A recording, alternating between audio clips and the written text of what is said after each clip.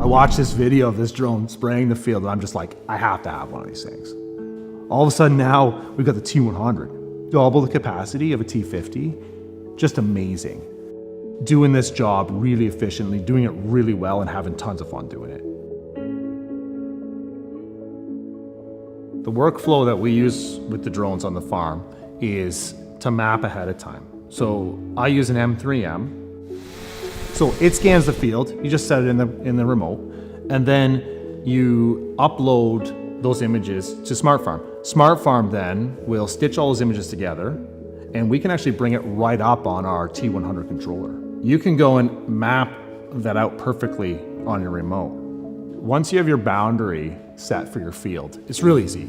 You just press a couple buttons really. You set your flight width or your swath width, you set your speed, and then you press start. We just gotta go to the field, press a button, and start flying. Now we're right around 1,000 acres. The T100 is fast, it's really effective, does an amazing job. One of the options is the 4 nozzle kits. The benefits are more gallons per acre at a higher speed and get enough product onto the field.